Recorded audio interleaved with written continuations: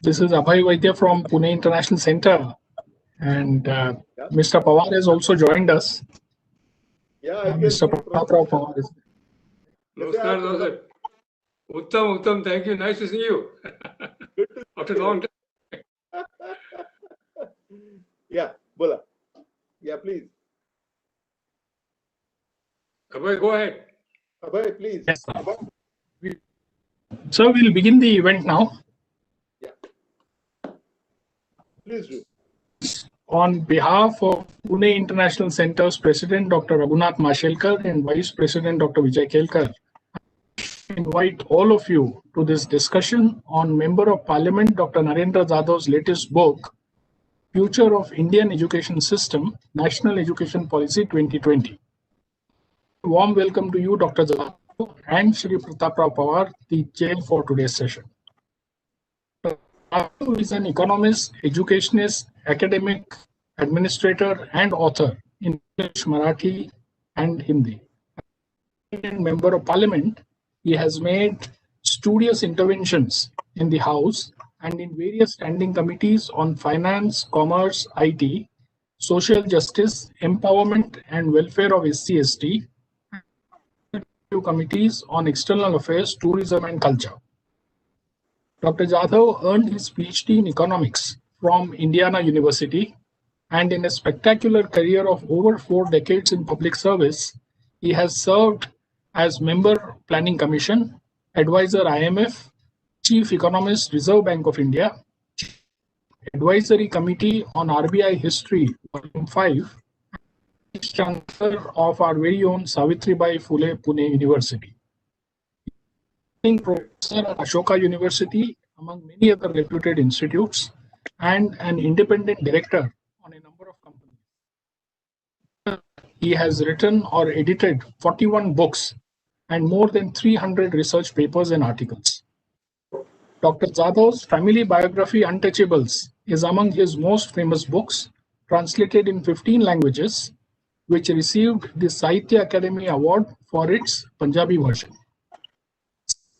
Happy to know that this is Pune International Center's third webinar on the NEP 2020 and the recommendations of the PIC Bodhini on support for gifted students with special talents, continuous professional development for teachers, and online education and multidisciplinary education have found a reflection in this policy. Shri Pawar, the chair for today's session, is Chairman and Managing Director, Sakal Newspapers, and a Trustee of Pune International Center, former President of the Maratha Chamber of Commerce, Industries and Agriculture, the Newspaper Society, and Indian Language Newspapers Association.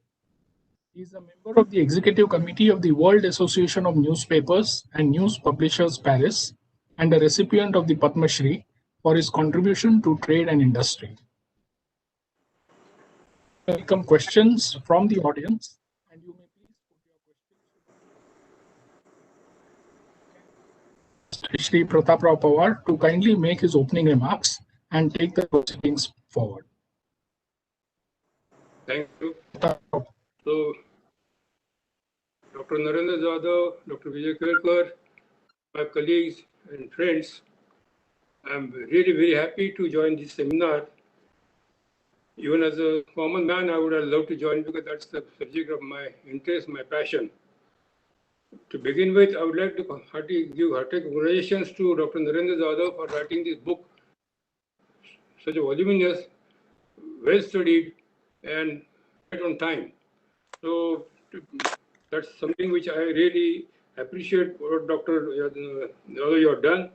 And I also congratulate PIC for making this arrangement so that this discussion will be known to, will be noticed by many who are interested in this academia or education and similar subjects in India. I am fortunate to visit many international universities, more than, I would say, 35, 40 in the last 20 years, all over the world, besides India, because of some of our social activity in Sakar.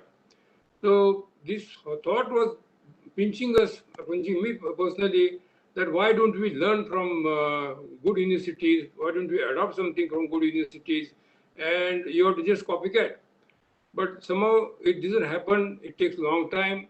Luckily, this policy has been thought about quite some time and has come to some conclusion. I have gone through your book.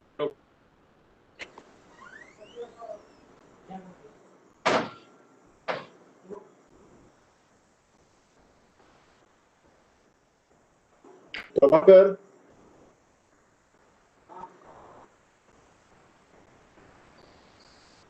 there is an audibility problem.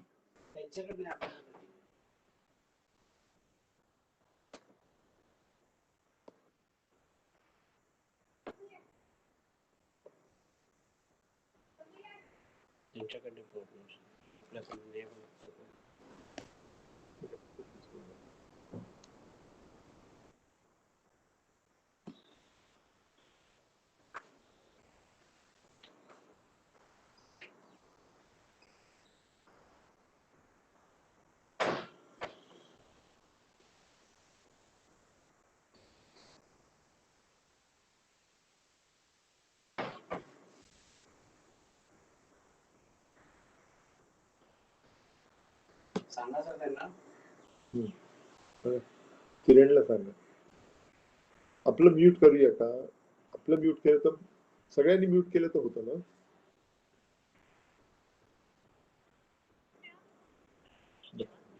याचं वेगळं दिसतं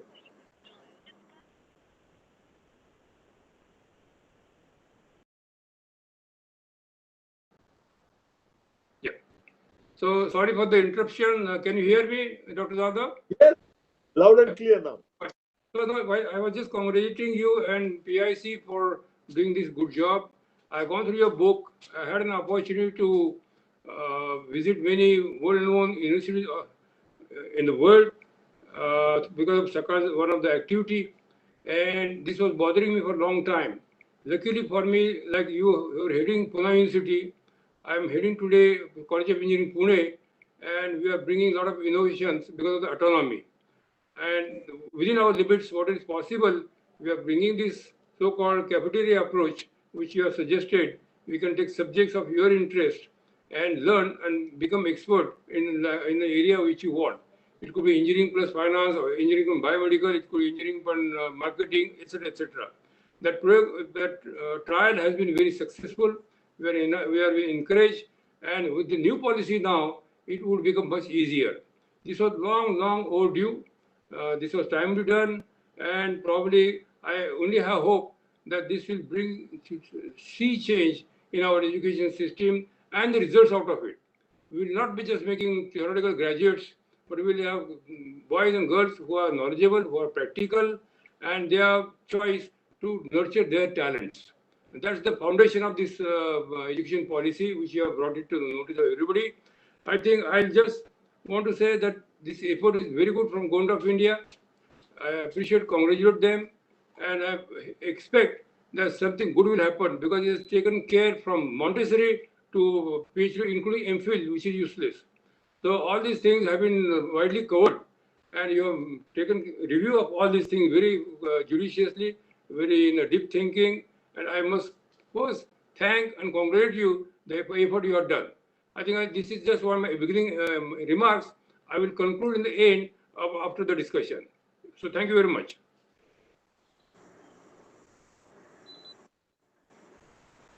Abhay, next.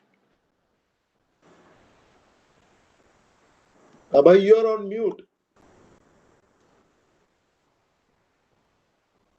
Abhay, you are on mute. Jadhav, could you please? Yeah. Sir, you can hear me now? Yeah, I can. Dr. Jadhav?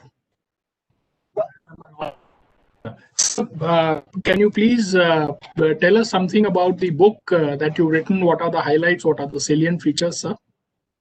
Right. Okay.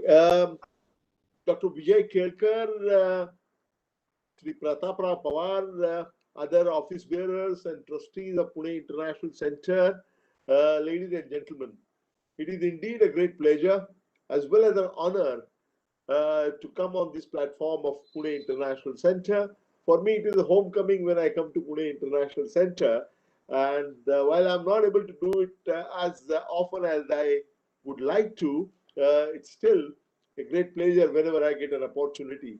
And today, we are going to talk about my latest book and a hot subject of new education, national education policy. This is the book that I'm talking about. This is the book titled uh, Future of the Indian Education System. How relevant is the National Education Policy 2020? This is the book that primarily we are going to discuss. And I will talk about the book, and I've been told by the organizers to talk for about 40 minutes, and that will be followed by Q&A. So let me begin. The first point that I want to make is that after a long gap, a gap of 34 years, finally, a new national education policy 2020 has now come up, and it was announced on July 29th, 2020. We have a long history of policy making in education. There are some landmark developments. I want to spend 3-4 minutes giving you an overview. In my book, I have extensively reviewed how the national policy on education have evolved over a period of time. I want to give you a quick snippet as a backdrop. You know, we became independent in 1947, and in 1948 itself, there was a University Education Commission appointed under the chairmanship of Dr. Sarvapalli Radhakrishnan. This was the first commission that was in 1948. Then there was another commission, Secondary Education Commission, in 1952, that was chaired by Mr. Mudaliar. And the first truly national education policy came out in 1968, and that was based on Kothari Commission, and that was truly a landmark policy because although education at that time was a state subject, the report was so influential, Kothari Commission's report was so influential that it was discussed and debated in both houses of parliament, and the first national education policy came as a union government's union cabinet resolution 1968. And the interesting thing to add there is that the secretary to Kothari committee was one of our own, J.P. Naik, operating from Pune, as a matter of fact. And if I want to name one person who deserves to be called Shikshan Maharshi, it was J.P. Naik. J.P. Naik was the secretary of the Kothari Commission, and he was really the prime mover of Kothari Commission, and that gave rise to the landmark first national education policy in 1968. The second national education policy came 18 years later, and that was in 1986. And after a gap of 34 years thereafter, now the new National Education Policy 2020 has emerged, and that is what we are going to talk about. In between, there were many efforts, but we need not go through all of them. My book discusses all that evolution in detail. But three major national policies have come up. 1968, the first one, 1986, the second one, and 2020 is the latest national education policy. Now, focusing on the National Education Policy 2020, most of the path-breaking and transformative reforms of the Indian education system proposed in the Kasturirangan report, they are seemingly approved by the government in the form of the new National Education Policy 2020. So this policy, National Education Policy, is actually itself a culmination of a long process, and 3-4 years it has been going on, and it is primarily built on the Herculean efforts made in the form of draft National Education Policy 2019, which was nothing but a report by a committee headed by Dr. Kasturi Rangan. Kasturi Rangan Committee's report is the basis of the National Education Policy 2020. That's a very bulky report, about 450 pages of magazine size. In contrast, the National Education Policy 2020, which is based primarily on that, is itself a very small document, only 60 pages, which is slick, sharp, and concise document. So, since National Education Policy 2020, major reforms proposed are derived from the Kasturi Rangan report, it stands to reason that we should spend some time talking about Kasturi Rangan Committee report and its recommendation. So my first thing, I'm going to summarize very quickly Kasturi Rangan Committee report, and then we will talk about, how other things have. I will critically examine the Kasturi Rangan Committee report, and at the third stage, I'll talk about what are the new proposals in the National Education Policy 2020, which were not there in Kasturi Rangan Committee report.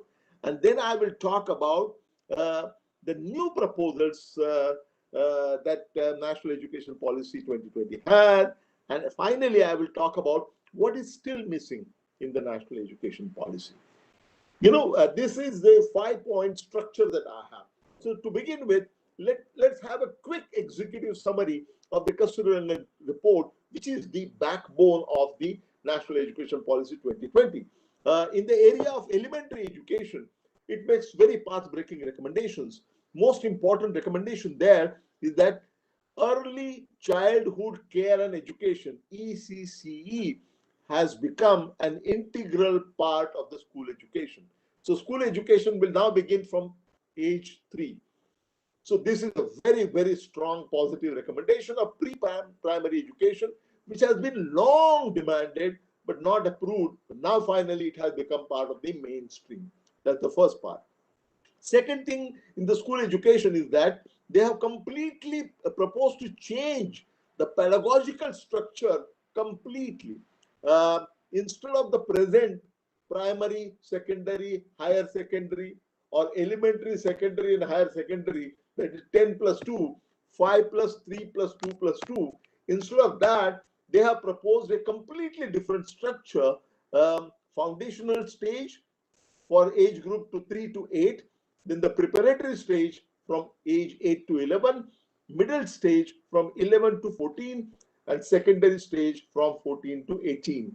Now, this is very, very confusing and undesirable in my opinion. I will comment on that, because what they are doing is they are breaking the primary education, and first and second grade is clubbed with pre-primary education, and that is called the foundational phase. Nowhere in the world this kind of artificial thing has been done, which is proposed here, but I'll come back to that. Then there are every child in the age group of 3 to 6 will have access to free, safe, high quality, and developmentally appropriate care and education. Very positive. Then there's also a very strong recommendation that the midday meal scheme would be applicable, would also provide a breakfast in addition to midday meal. Again, very positive. And free and compulsory education from preschool to class 12, covering all the age groups of 3 to 18 years. In other words, the RTE, Right to Education Act, is being extended from the age group of 3 to age of 18. Instead of 6 to 14, now it would be applicable from age 3 to 18. Again, a very, very strong and very positive recommendation. One recommendation there is that the Kasturi Rangan Committee report actually tries to dilute the implementation of the Right to Education Act, which I think is a very serious retrograde step. And again, I'll come back to that.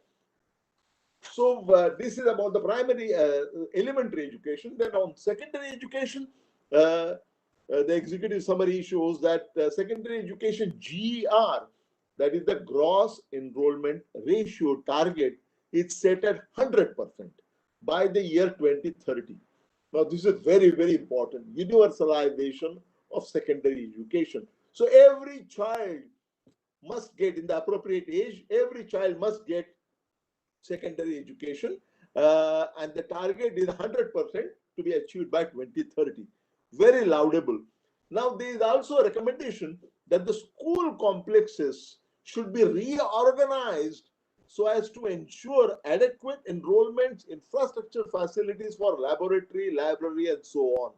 Again, a very tricky suggestion, because practical implementation of this suggestion is going to be nothing short of horrendous.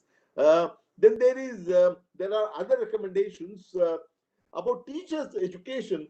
It is the report says, Kasturanga report says, that substandard teacher education institutions will be shut down. Very strong, very positive. Moving all teacher preparation education programs into a large multidisciplinary universities or colleges. Excellent suggestion. Then there is now for teachers requirement in course of time, the 4-year integrated state-specific B.Ed program will eventually become the minimum degree qualification for teachers, and teacher eligibility test would be strengthened. Again, very, very positive steps. On higher education, they are talking about GER target to be set at 50% to be achieved by 2035. For those who do not know what GER is the gross enrollment ratio. What is gross enrollment ratio? For an age group for that education, if 18 to 24 is the age group for higher education. So in that age group, what is the proportion of boys and girls who are in that age group and enrolled in some kind of higher educational institution? That would give the GER of higher education.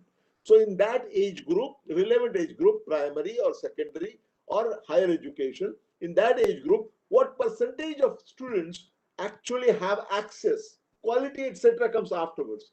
What percentage of people have access to higher education? That gives GER. Our GER today is about 26%. Worldwide GER is about 31%. So we are below the average for the world. And now we are talking about having GER of 50% by the year 2035, which is good, but not great, because it's not overly ambitious. By 2035, the world average may be more than 50. We do not know that, but it's a doable thing, not very ambitious, but it's possible. Then they have made a very, very important suggestion that higher education system will be revamped to create world-class multidisciplinary higher educational institutions across the country. And they are talking about restructuring all higher educational institutions into 3 groups, 3 categories: type 1, type 2, and type 3. Type 1 would be basically involved in world-class research and very little of teaching. Type 2, high-quality teaching combined with significant contribution to research. And third type would be high-quality teaching at undergraduate institutions. So this is a kind of caste system they are trying to introduce, and I'll come back to that and give a critique of that. So there would be institutions which will be focused primarily on research, and there would be institutions which would be dedicated primarily to teaching, and in between there would be type 2, which will try to combine both teaching as well as research. I will come back to a critique of this suggestion. Then there is a new institutional framework that they're talking about. There would be a national Rashtriya Shiksha Ayog, National Education Commission would be established at the national level. So all the regulators will be gone. They will all be collapsed into one, excepting medical and architecture. All others will be put together, and there would be a Rashtriya Shiksha Ayog, National Education Commission, which in all probability would be headed by the Honorable Prime Minister himself. And then there would be 4 activities at the national level. That would be the activities of standard setting, funding, accreditation, and regulation. For each one of these, there would be a separate regulator, separate authority, and all of them will be working as a part of the National Education Commission. At the state level, on the other hand, there would be a state level education commission. This was recommended by the Kasturirangan Committee report. So clearly, there are overwhelming, very comprehensive, game-changing kind of suggestions and recommendations made. Let me try to give now the second stage, a critique of the Kasturirangan Committee report. There are many positives and there are many negatives. Let me quickly give you a rundown of what is positive and what is negative. As far as the positive thing is concerned, the Kasturirangan Committee report is a monumental document. The sheer enormity of the work and effort that has gone into the preparation of this document is indeed awe-inspiring, and there is no doubt about it. The Kasturirangan Committee report, another positive is that it is trying to evolve a India-centric education system, emphasizing India's rich cultural heritage and values such as liberty, equality, fraternity, and social justice, which are enshrined in our constitution. The third big positive of this report is that the report attempts to build a framework for universal and equitable access to a broad-based, high-quality education. That said, these are three very, very big positives. But that said, let's turn to the negatives of this. First of all, Kasturirangan Committee report calls itself Draft National Education Policy 2019. Wrong. This is not a policy at all. This is a Kasturirangan Committee report. Policy is not decided by commissions. Policy is decided by the government. So this is not a policy, not a draft policy at all. It is a very important report, Kasturirangan Committee report. Second, and this is the most important one, Kasturirangan Committee report is essentially based on consultations with literally lakhs of individuals, groups, and institutions. Enormous amount of consultations have been done over many years, grassroots level onwards.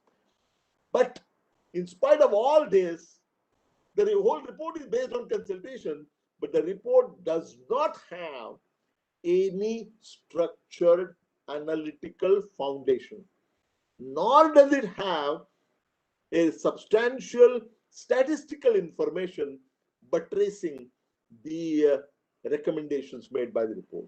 So there is no analytical backbone for this report. Look at Kothari Committee and look at the analytical backbone that they have. Here, it is synthesis of millions of consultative suggestions, but there is no analytical foundation. There is no statistical basis which will support the recommendations made by the Kasturirangan Committee.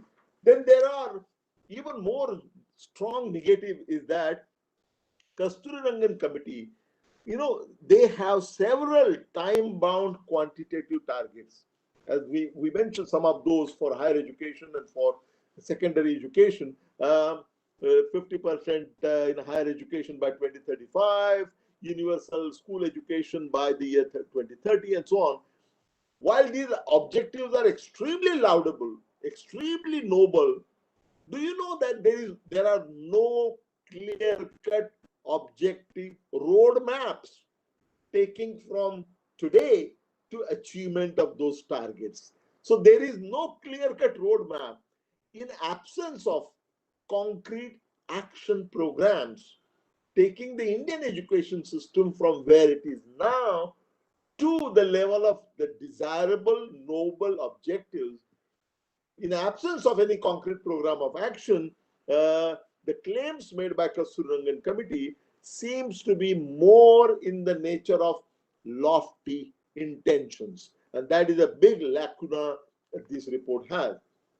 Then there is, I was talking about ECCE, the early childhood care and education, that being integrated as a part of the mainstream. It's a very, very, very good idea.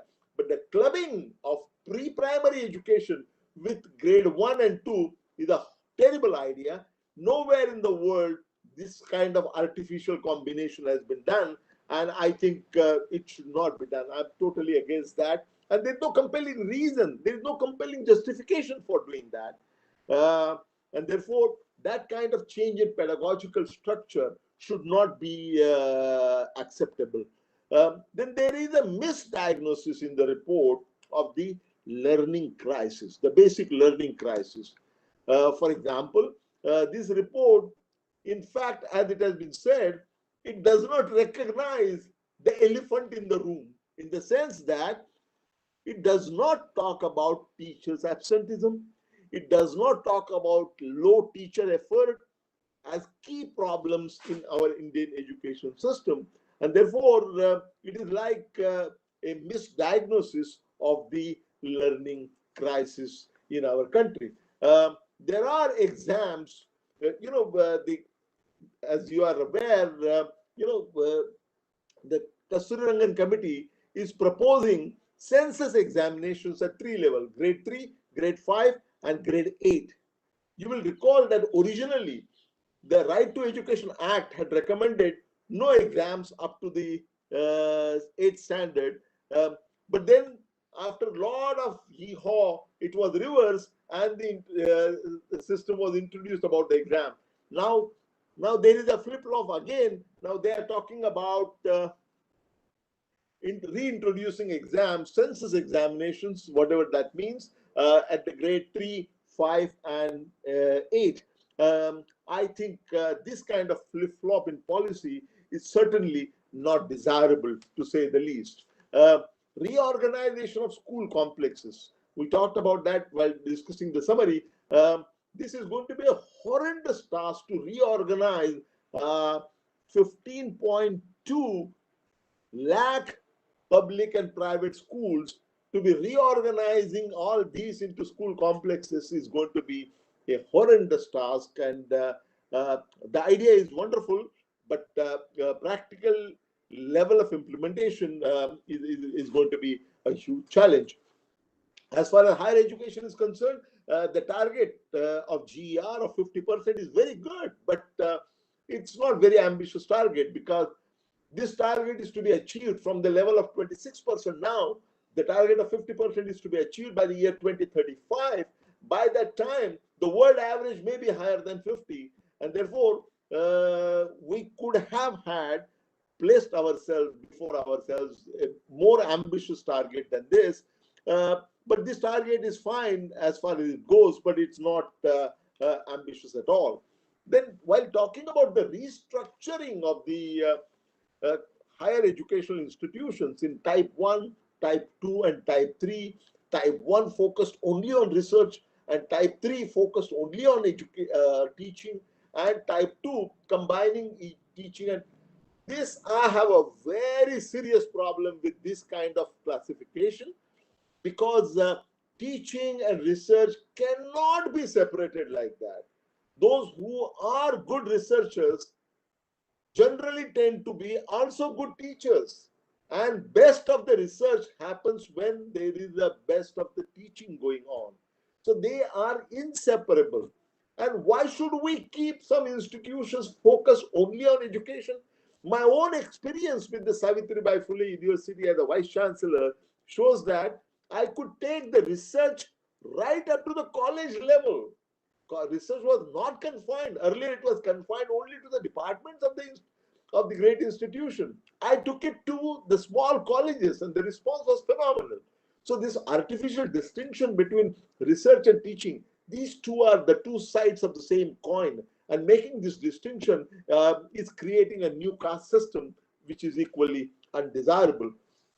Then there is a suggestion that all higher educational institutions will be either universities or autonomous colleges. Here again, there would be enormous level of problems in terms of implementation. So there are very serious problems. There are very strong positives, but there are very strong negatives as well, and we need to look at them again. At this stage, now I come to the final three questions that I want to discuss. In the third part, I want to talk about what are the proposals in the national education policy which are entirely new, which were not thought about by the Kasturirangan committee. That's the third point. There are many, at least three I would like to highlight. New education policy, National Education Policy 2020, talks about mother tongue as a medium of instruction. Now, this was not what Kasturirangan recommended. This is a very bold suggestion. Now, this can become very controversial, but I think essentially it's a very, very good idea. Second new thing, entirely new thing that the National Education Policy 2020 has recommended or adapted is the establishment of National National Assessment Center. As we are all aware, this government is very good at forming the acronyms. And the acronym given for the National Assessment Center is PARAKH, P-A-R-A-K-H. And what does PARAKH stand for? Performance Assessment, Review and Analysis of Knowledge for Holistic Development. That is abbreviated as PARAKH.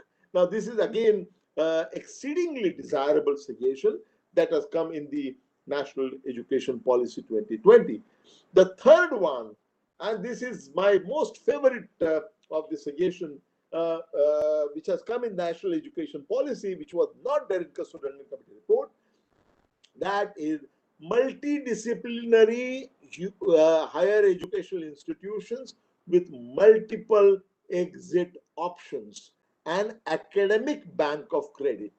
So what will happen by 2030, we will have at least one large multidisciplinary higher education institution or a university or a college in every district. This is good, but very important is this. There are multiple exit options. So if somebody leaves after first year of college, he or she will get a certificate. If somebody leaves after 2 years of higher education, he or she will get a diploma.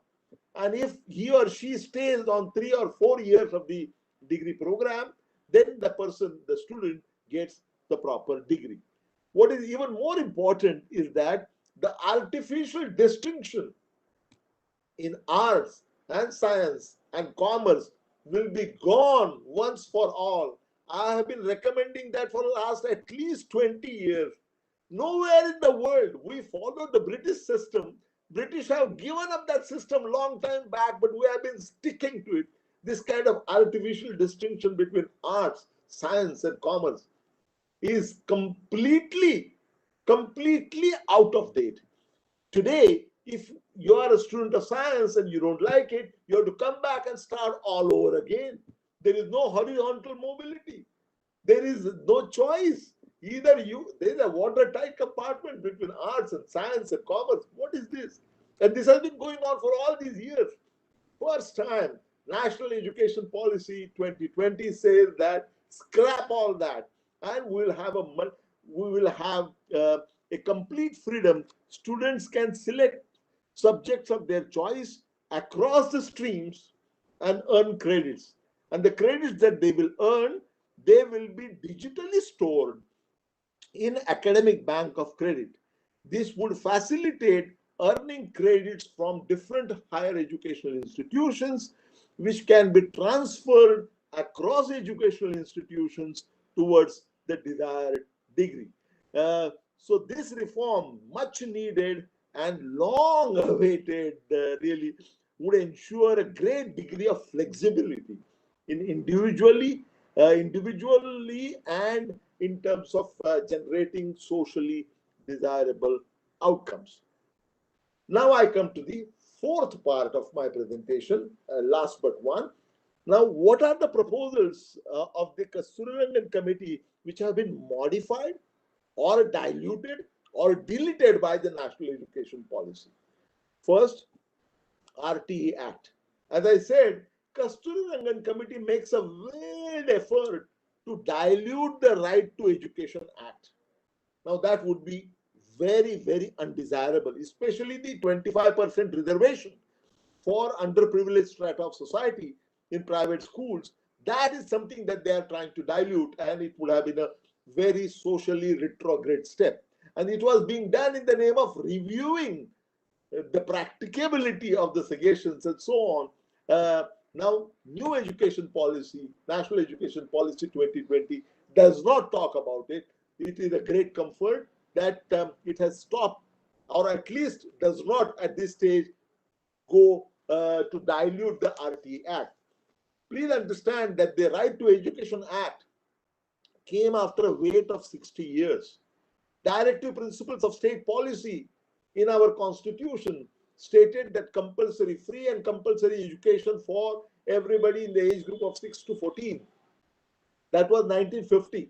It took us 60 years to make that law, Right to Education Act, which became operational on 1st April 2010. And in the last 10 years, it has not been implemented in completely in the letter and spirit. And now people are talking about diluting that even further. Fortunately, the National Education Policy has at least not recognized or not taken that suggestion on board. I think that is a very, very good idea. The second thing that is different in the National Education Policy 2020, different from what Kasturirangan Committee has reported, is that while they accept, the National Education Policy accepts that there would be a National Education Commission at the central government level, it does not accept that there would be State Educational Commission. So there would not be any state level education commission, and the State Department of Education itself will play the role of apex body at the state level. Now, this can be a major bone of contention. There could be a big controversy here, and there would be some talk about fiscal federalism, and this being going against the spirit of fiscal federalism. But it remains to be seen. Then the third one, and this is very, very important, this is the funding of education. You know, National Education Policy, like all other policies, and like Kasturirangan Committee report, they talk about having the goal of spending 6% of our GDP on education. 6% of public expenditure on education, 6% of GDP. This is very good, but we have been talking about it since the days Kothari Committee recommended that for the first time. Where are we? We are little above 4% now. So we have a long way to go. But Kasturirangan Committee had made an interesting recommendation that the actual expenditure, government expenditure on education for the center and state, from the present level of 10% of the total expenditure, 10% of total expenditure, it should be made double, 20% of the total expenditure of the state and center. While drafting the National Education Policy, that expenditure provision has been conveniently dropped. And I think this is not fair. This would, it reiterates, iterates, and makes the right kind of noises that will move in the direction of achieving 6% of GDP target for the overall expenditure in public expenditure on education. But when there was specific provision about expenditure on education as a ratio of total expenditure, that has been dropped. I think this is not fair at all. This goes against the spirit of the Kasturirangan Committee report and goes against the national imperatives. Finally, I come to this point, the fifth part of my speech, and I'll take, I have 5 more minutes to go. I will take only 3 more minutes. What are the things which are still missing? We talked about Kasturirangan Committee report. We talked about the change of Kasturirangan Committee report into the National Education Policy. We have seen that some of the recommendations have been accepted, which is very good, but some of the recommendations of Kasturirangan Committee have been dropped, deleted, or modified. Now the question remains, even after all this horrendous effort, magnificent effort, I would say, what still remains to be done? There are 2-3 things that still remain to be done. in my opinion. First, the issue of out-of-school children. Can you imagine that the number of out-of-school children today is 80 million, 8 crore. These numbers are available from census. They quote a wrong number in the report, which is much smaller. But census clearly shows that there are 80 million. In 2011, there were 80 million students which were out of school. Out of these 80 million, can you believe that 44 million children never ever went to the school? And 36 million students, 36 million students were dropouts. So the proportion is 40-60. 60% students have never, they have, boys and girls have never gone to school. And that is 44 million, and 36 million went to school but dropped out. Now, this is a big challenge. And what the National Education Policy does and what the Kasturangan Committee report does is that we will strive to bring them into the mainstream. Where is the program of action? This is a huge problem. Without any concrete program of action to bring this 80 million students, 80 million boys and girls who are outside the school, I think that is a very serious challenge that has not been addressed at all, and that needs to be addressed and addressed on priority. Second thing that is missing, in my opinion, or what remains to be done, is that everywhere there is a transition to 4.0. There is the Industrial Revolution 4.0 that is going on currently, and it's gaining momentum everywhere in the world. And with the COVID-19, that process has actually been intensified. Every field is changing accordingly, or supposed to change accordingly. Banking and finance 4.0 is happening now to some extent. We need, very importantly, we need education 4.0. What is education 4.0? I define education 4.0 as something where introducing right from the high school level, introducing subjects like artificial intelligence, design thinking, holistic health, organic living, elementary environmental education, global citizenship education. All this has to be done, and we need to get involved the new age technology, and that should be taught from the school level. That would include artificial intelligence, machine learning, data analytics, robotics, blockchain technology, additive manufacturing, Internet of Things. All these things are happening and are going to intensify. When are we going to get them on board? This is about the time. If you have a long-term horizon of 30 years, 20 years, 30 years for implementation, and you don't take into account sufficiently the education 4.0, the emerging fields which are going to dominate our lives in future, again, we are going to create graduates which are redundant, who are away from the reality and the challenges that the future is posing before them. This has to be done. One final point there is that I would have loved to see, once upon a time we used to have, in our school days, we used to have a subject called civics. That got lost somewhere on the way. I think the National Education Policy and the Kasturangan Committee report both talk about constitutional values. Why should we not start teaching Constitution at the school level?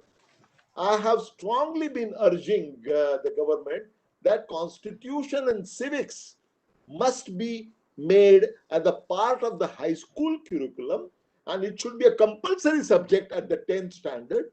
If we want to create socially conscientious citizens in our country, I think Constitution and civics must be an integral part of the school education, and as a compulsory paper, not something which is optional. Now, that kind of thing is not done.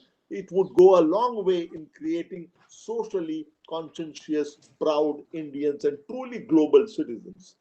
To sum up, I would only say that the new National Education Policy 2020 has a great potential to be critical turning point and a massive game changer in completely transforming the education ecosystem in our country towards the world class, and in the process lay the foundation of new India of 21st century, provided that there is a detailed time-bound program of action prepared, provided that governments make concerted effort to raise public expenditure on education as a percentage of country GDP to 6% as early as possible, provided that the private sector responds positively to what is called light but tight regulations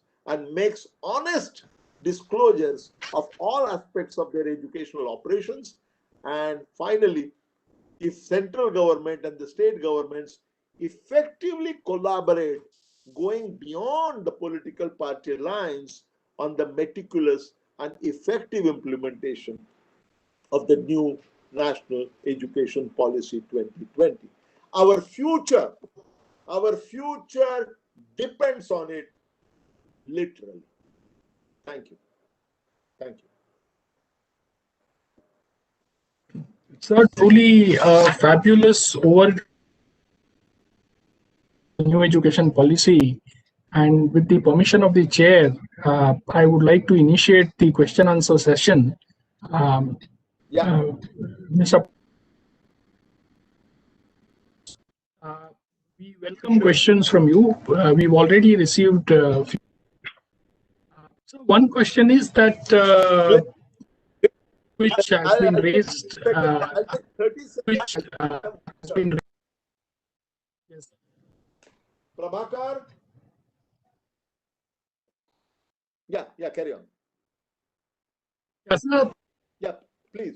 The industrial issue which they always complained and you came to it. One question is that employers feel that education is enlightening but not empowering.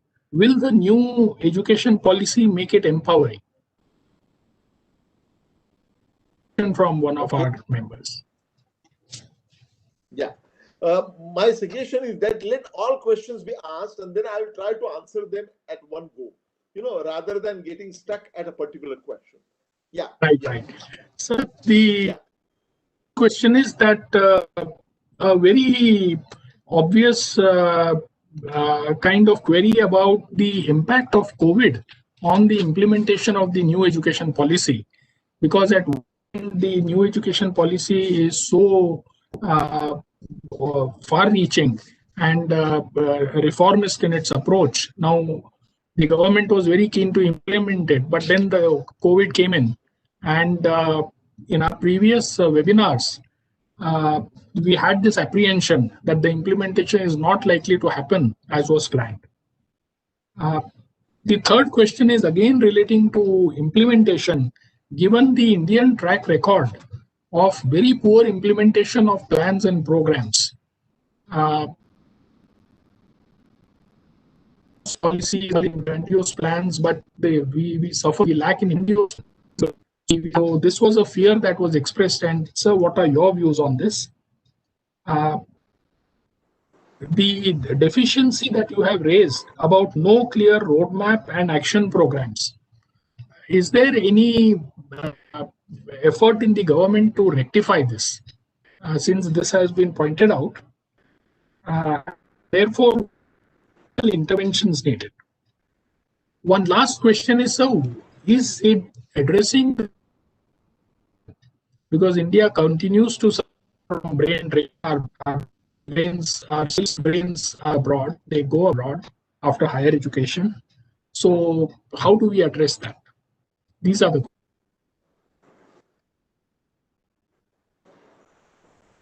Very good. Thank you very much. I want to thank all those people who have raised this issue, and I will try to answer them in the best possible manner that I can.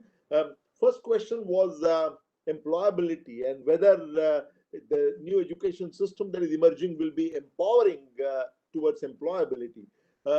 I think it will, provided that, again, key is implementation, because vocational education has become very important. Skills and vocational education have become very important, and they have been mainstream now. And we have a system where new skills and vocational education, earlier, if you remember, ITI kind of education. Who would go for ITI? Those who were duffer, those who were not fit for anything, they would go to ITI. That is changing now completely. And, you know, the ecosystem of general education and technical education, that is being integrated, and there is a national framework that has already been created. I prepared the first draft of that, and the chairman of that committee that was appointed before 2014. And now the skills framework has gone much beyond that. So there is a conscious effort being made in this policy, as well as the culmination of the continuation of the efforts which were made earlier.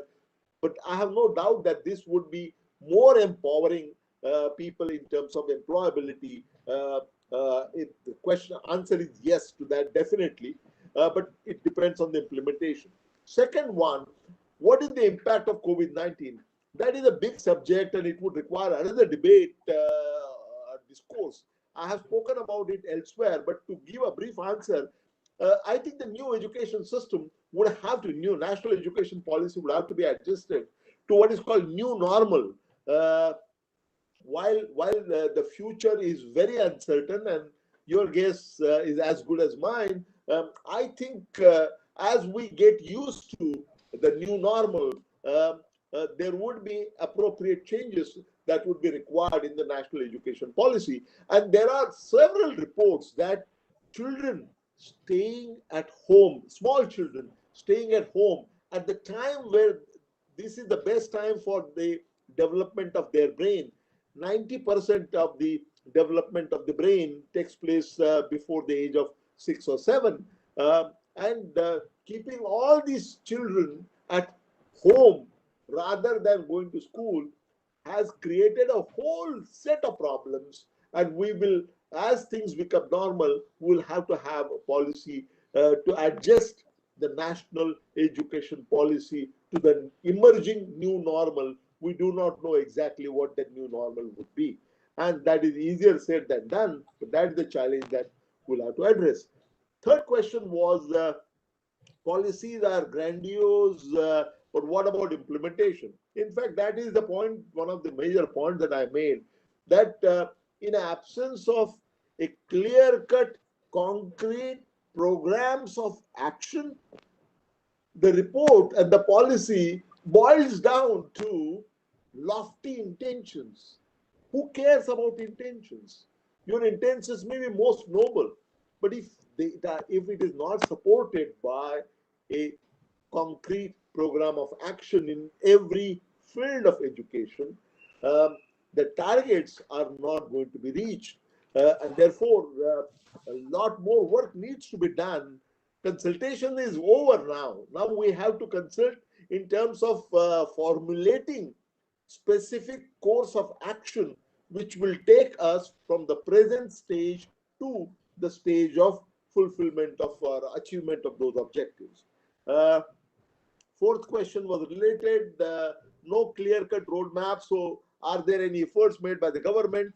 I'm not aware of the efforts being made by the government because COVID-19 had changed everything. But as things become normal, it would become clear what are the specific efforts they are making for drawing a clear-cut roadmap. Final question was the most interesting one, whether it will stop the brain drain. First of all, let me say this, that we have enough available here, brain power available here. So if some brain power is going to go out, that's not going to make any difference. In fact, They will create islands of excellence wherever they go. And they are creating. So that's not a problem. If Vijay Kelkar is still here, I would like to narrate one of the incidents that was told to me by him. And this was about Abid Hussain, who was the guru for both of us, Vijay Kelkar as well as myself. You know, Abid Hussain was very famous. He could not keep quiet, and he was known for his one-liners. So in one of the meetings with Madam Indira Gandhi as the Prime Minister, he was participating in the meeting, and they were talking about the brain drain. So he turned to the person sitting next to him and uttered, said the following thing. He said, "It is better to have brain drain rather than brain in the drain." And the mic system was so powerful that it was captured by nothing less than Indira Gandhi. And she immediately stopped the meeting and said, "Abid, I would like to meet you after the meeting." So everybody thought that Abid Hussain is finished now. So, but when he went to meet the then Madam Prime Minister Indira Gandhi, she asked him, what did he mean by that, and tried to understand his mind. But the answer finally is there, that at that time he was saying that it's better to have brain drain rather than brain in the drain. Now, here the brain is not in the drain, and we have enough brain power to go. So even if something goes away, I don't think it creates any problem. We have enormous potential, enormous potential. That's where it brings us to the demographic dividend. As you are aware, we have a very large proportion of young population, and we have the largest cohort moving to adulthood from childhood, the largest cohort in the history of mankind. 240 million people are moving to the adulthood. And this is a great source of talent for us, and we need to harness it. And while we have this great advantage, it is the advantage of demographic dividend is not automatic.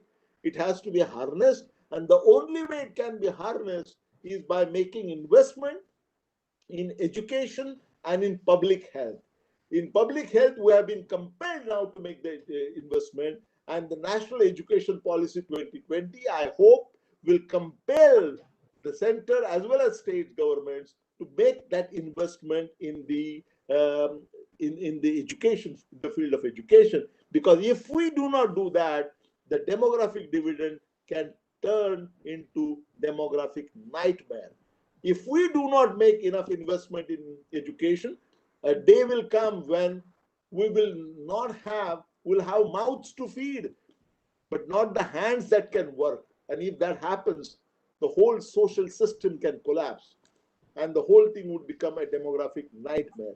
If we want that not to happen, the only way is to make investment in education. And in that respect, I think the National Education Policy 2020 offers an outstanding agenda, but we need to implement that meticulously, going beyond the party politics, and we have to implement that as Indians for our future. If we do that, I have no doubt that the new National Education Policy 2020 would be not only transformative, it would be a game changer. Thank you. So we have time for one more question, if you permit. Of course. And this point that you,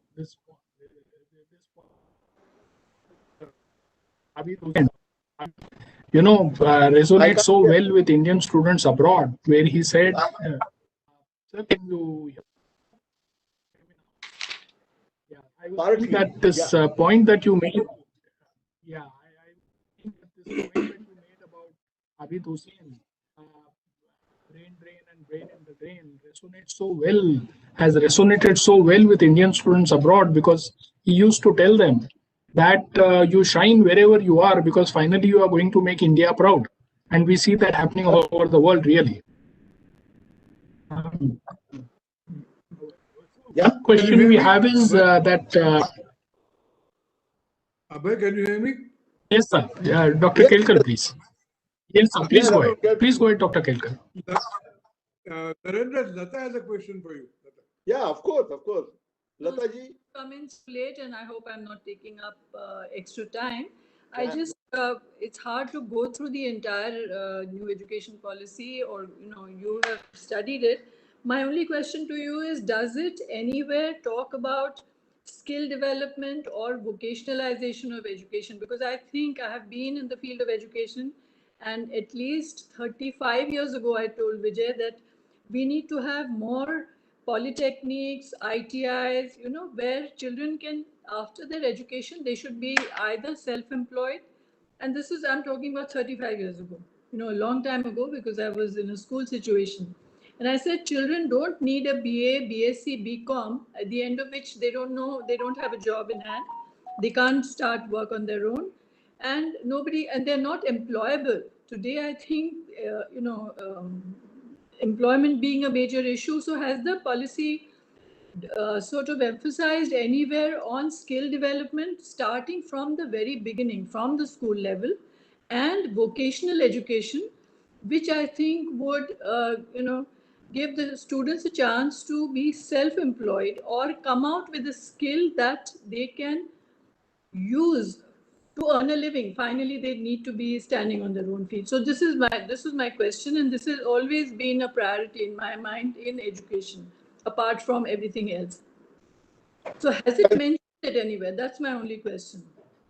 Lataji, thank you very much. A very, very pertinent question. This has been agitating the minds of many people. A lot of things have happened, and I played some role earlier as a member of Planning Commission in doing that. But now, vocational education for the first time has been mainstream. Earlier, vocational education was not really integrated, and now we have national skill framework which allows movement from horizontal movement as well as vertical movement, in the sense that there are grades created for technical education and general education from 0 to or 1 to 10. 1 is the primary, pre-primary, and 10 is PhD. So on both sides, vocational education as well as general education, there is this gradation. And now, for the first time, not only the vocational education has been mainstream, but there would be a freedom to move from technical education to general education and back and forth. One can, and I used to ask a question earlier. Can you think about getting, in the ITI kind of framework, all courses were terminal courses. So you do plumbing and advanced plumbing, and that's over. You can't vertically move at all. Can you do PhD in plumbing? No, you could not. Now you can. Now you can, because now there are levels available on both technical side as well as on the general side. Horizontal mobility as well as vertical movement is now for the first time going to be possible with this new national education policy. So it's a move in a great move in the right direction. It was long awaited, and it's finally happening. It has been happening, but now it will gain momentum. And with the mainstreaming of vocational education, I think things are going to change rapidly. I have given a lot of thought to why this is happening. Why only students who are no good are being sent to ITIs? The reason being that in our mindset, Yes, absolutely. in mindset, that what is cerebral is considered higher, and what is working with the hands is considered in lower esteem. This mindset has to change, and to change that mindset, it will require standardization and mainstreaming of vocational education. Absolutely. And that's Totally. precisely what is being done in the National Education Policy 2020. And I am very glad to report positively on something that has been agitating your mind for so long, Lataji. Thank you very much. For a very long time. In fact, I mean, we went to Geneva 81, 82. That's the time I realized this, the person who came, the plumber, for instance. Yeah. Plumber for us in India, you know, you still sort of, like you said, you know, because you don't treat him at par, but his is a specialized job. And he came in Geneva, he came, his meter would start from the time he left home to the time he went back, and he came in a car and he was respected. I mean, professions, whatever you do has to be given the same respect. And like you said, if they are saying that they can now get, you know, continue in that field and specialize and be respected, that will have to be a change of mindset. But anyway, I'm glad. Thank you so much. That's very, you know, that's a positive step, I must say. Thank you. And I'd like to give a hand to Dr. Jadhav. I wish we could. Prashant is not there today, is it? Yeah, but we should be able to. Brilliant, brilliant presentation. Thank you. Thank you.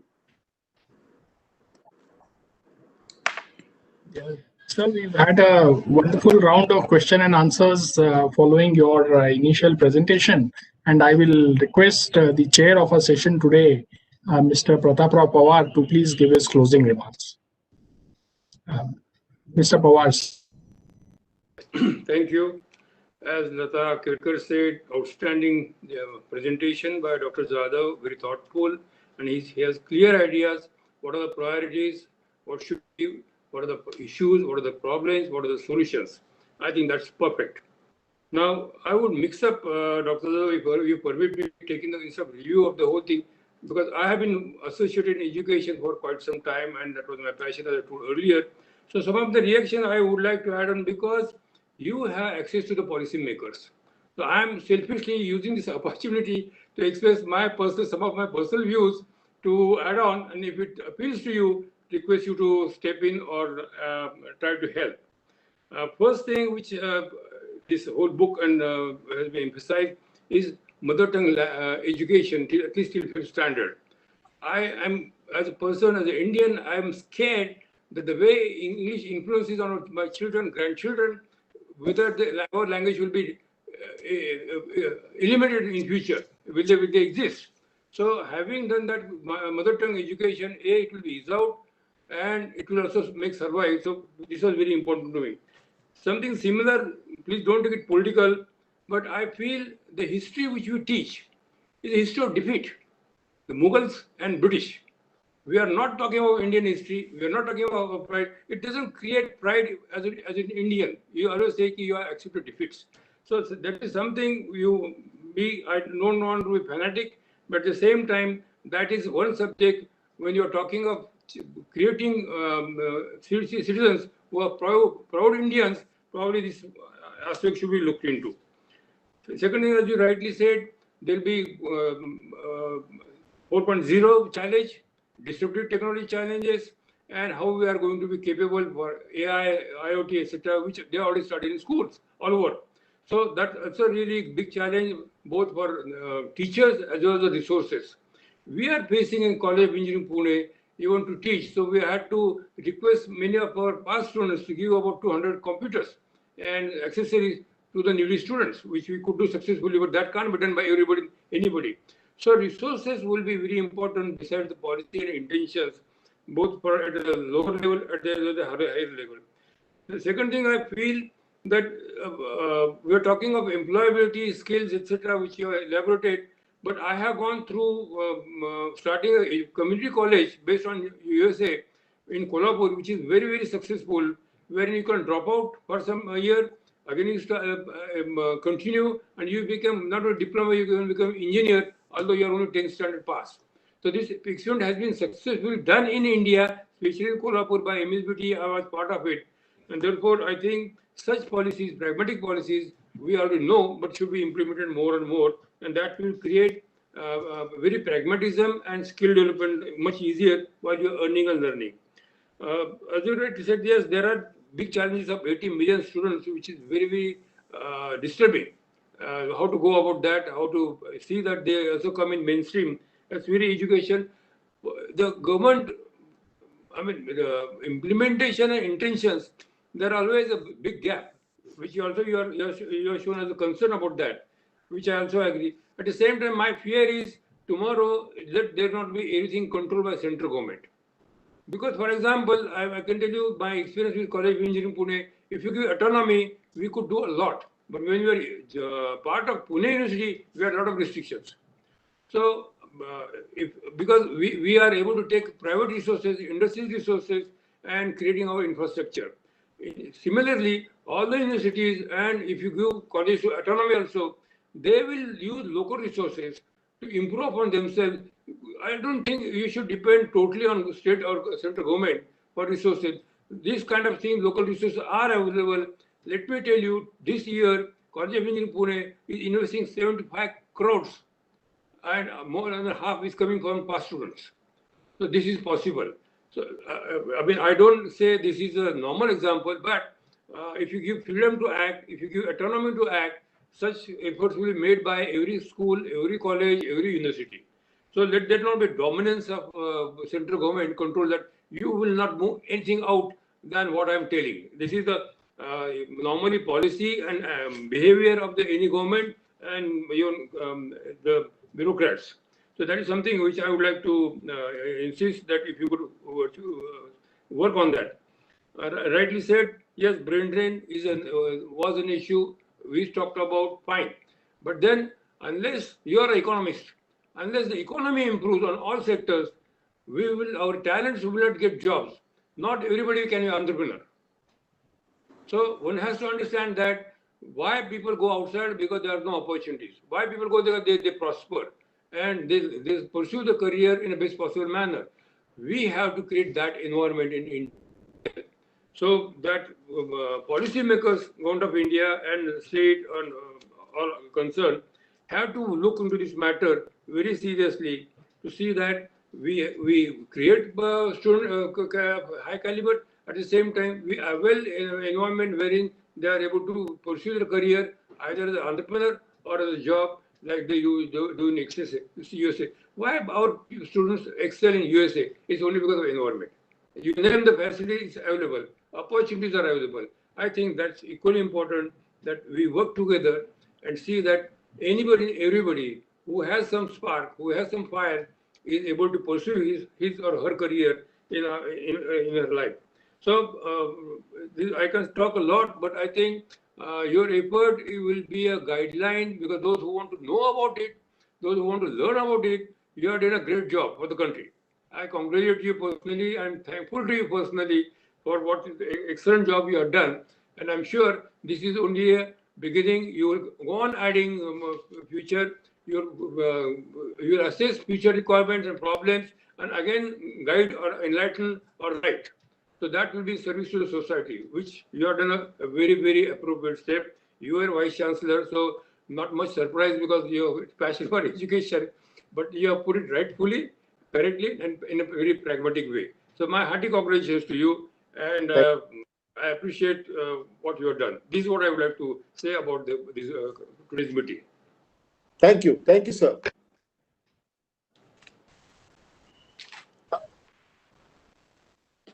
Thank you very much, Mr. Pawar.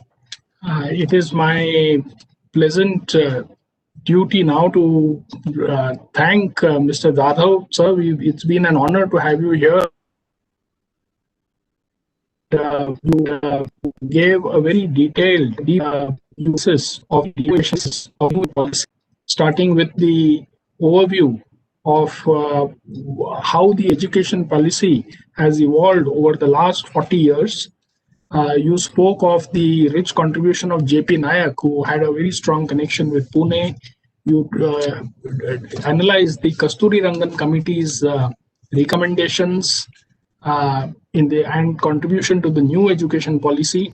Some of the important elements that you spoke of were the introduction of breakfast in the free education scheme and the expansion of free education from age group 3 to 18. The emphasis on teacher education, the emphasis on liberty, equality, fraternity, and justice. And you raised some very fundamental issues about the challenges of reorganization of 15.2 lakh schools, some of the fundamental proposals that you spoke of and raised the issues were, of course, about the mother tongue as the medium of instruction, the National Assessment Center, and the very clear elimination of the distinction between art, science, and commerce, which, as you said, should have been done long back. You expressed satisfaction that the new education policy did not accept the dilution in the RTE Act that you found reflected in the Kasturi Rangan report. And one of the things is that there should be an action point to increase investment in education. While there is a commitment of 6% of GDP on education, this special as you said, needs to be brought out. And one of the ways was about the future of out-of-school children, which stands at 80 million in the country, and something really needs to be done. And finally, your conclusion was that the policy has a great potential to be a critical turning point for the future of India. Mr. Pawar, we wish to thank you also for your very clear observations from your own experience and initiatives in education. You have expressed apprehensions over the language, the manner in which history is taught, and the employability skills which needs to be improved and factored in. So all in all, we had a very wonderful discussion, sir. This was the third on NEP conducted by NEP, Pune International Center, and we would like to do this as the policy implementation progresses. And I wish to thank everyone for their participation in this program. Thank you very much, sir. Thank you. Thank you.